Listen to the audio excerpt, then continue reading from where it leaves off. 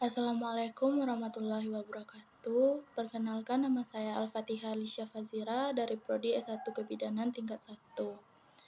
Baiklah, saya akan mempresentasikan tentang dampak korupsi. Korupsi adalah perbuatan yang dilakukan oleh seseorang atau suatu organisasi yang dipercaya dalam suatu jabatan atau kedudukan tertentu untuk mencari keuntungan pribadi atau orang lain dengan cara yang bertentangan dengan hukum dan norma yang berlaku. Secara luas, korupsi dapat diartikan sebagai penyimpangan dari norma dan nilai-nilai yang seharusnya dijunjung tinggi dalam kehidupan bermasyarakat, berbangsa, dan bernegara. Bentuk korupsi ada suap, yaitu memberi atau menerima sesuatu untuk memengaruhi suatu keputusan atau tindakan. Yang kedua ada penggelapan, yaitu mengambil uang atau barang milik orang lain secara diam-diam dan tanpa izin. Yang ketiga, nepotisme, yaitu memberikan keuntungan kepada orang lain berdasarkan hubungan kekeluargaan atau kedekatan, bukan berdasarkan prestasi atau kemampuan. Yang keempat, ada penyalahgunaan wewenang, yaitu menggunakan wewenang untuk keuntungan pribadi, bukan untuk kepentingan masyarakat. Adapun dampak dari korupsi, yang pertama ada dampak pada ekonomi, yang kedua dampak pelayanan kesehatan, yang ketiga sosial dan kemiskinan masyarakat, yang keempat birokrasi pemerintah, yang kelima ada politik dan demokrasi, yang keenam penegakan hukum, ketujuh ada pertahanan keamanan, dan 8 pelestarian lingkungan. Korupsi bagaikan kanker yang menggerogoti sendi-sendi kehidupan bangsa. Dampaknya tak hanya merugikan keuangan negara, tapi juga merambah ke berbagai sendi kehidupan masyarakat. Yang pertama ada ekonomi, yaitu menghambat pertumbuhan ekonomi, seperti dana yang seharusnya digunakan untuk pembangunan dikorupsi, sehingga menghambat investasi dan pertumbuhan ekonomi. Yang kedua, meningkatkan kemiskinan.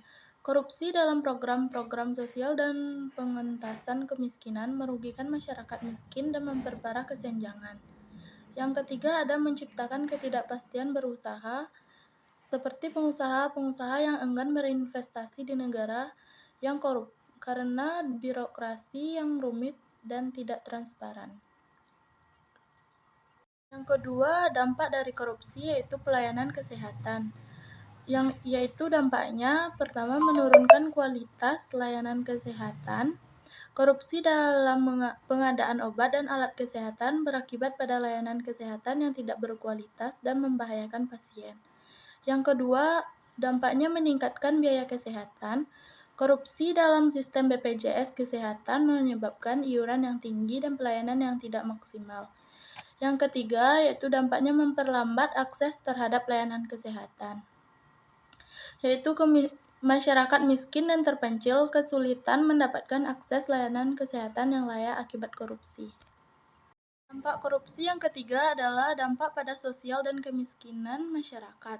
Yang pertama ada menurunkan kepercayaan masyarakat terhadap pemerintah. Masyarakat kehilangan kepercayaan pada pemerintah yang korupsi dan tidak melayani rakyatnya dengan baik. Yang kedua, meningkatkan konflik sosial, seperti ketidakadilan yang diakibatkan korupsi memicu konflik sosial dan keresahan masyarakat. Yang ketiga, dampaknya memperparah kemiskinan. Korupsi dalam program-program sosial dan pengentasan kemiskinan merugikan masyarakat miskin dan memperparah kesenjangan. Yang keempat, dampak korupsi yaitu birokrasi pemerintahan. Yang pertama, menciptakan budaya impunitas atau pejabat korup yang tidak dihukum, menciptakan budaya impunitas dan memicu korupsi yang lebih luas. Yang kedua, ada menurunkan efisiensi dan berefektivitas birokrasi. Birokrasi yang korup menjadikan lamban, tidak efisien, dan tidak efektif dalam melayani masyarakat. Yang ketiga, ada meningkatkan biaya birokrasi. Korupsi dalam proses pengadaan barang dan jasa menyebabkan biaya birokrasi yang tinggi dan membebani rakyat. Yang kelima, ada politik dan demokrasi. Yang pertama, dampaknya menurunkan kepercayaan masyarakat terhadap demokrasi, di mana masyarakat kehilangan kepercayaan pada demokrasi jika proses politik diwarnai dengan korupsi. Yang kedua, dampaknya dapat memperkuat oligarki dan kekuasaan elit, seperti korupsi politik yang memungkinkan elit dan oligarki untuk memperkuat kekuasaan dan merugikan rakyat. Yang ketiga, memperlemah sistem peradilan, di mana korupsi dalam penegakan hukum melemahkan sistem peradilan dan memicu pelanggaran hak asasi manusia. Yang keenam, ada penegakan hukum. Dampaknya yang pertama adalah menurunnya kepercayaan masyarakat terhadap hukum, di mana masyarakat kehilangan kepercayaan pada hukum jika penegak hukum diwarnai dengan korupsi. Yang kedua, dampaknya mempermudah pelanggaran hukum. Korupsi dalam aparat penegakan hukum memungkinkan pelanggar hukum untuk bebas dan lolos dari hukuman. Yang ketiga, dampaknya adalah menciptakan impunitas dan ketidakadilan, di mana pejabat-pejabat yang korup yang tidak dihukum menciptakan budaya impunitas dan memicu pelanggaran hukum yang lebih luas. Yang ketujuh, ada dampak pertahanan keamanan. Yang pertama, dampaknya memperlemah kemampuan pertahanan negara, di mana korupsi dalam pengadaan alutsista dan anggaran pertahanan melemahkan kemampuan pertahanan negara. Yang kedua adalah dampaknya meningkatkan resiko pelanggaran HAM, di mana korupsi dalam institusi keamanan memungkinkan pelanggaran HAM dan penyalahgunaan kekuasaan.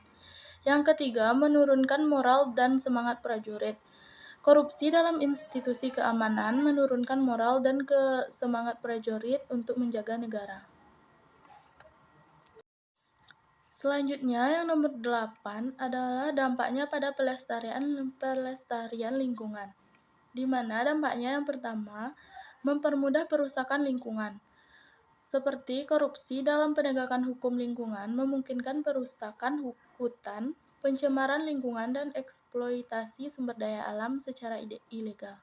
Yang kedua, dampaknya dapat menyebabkan bencana alam.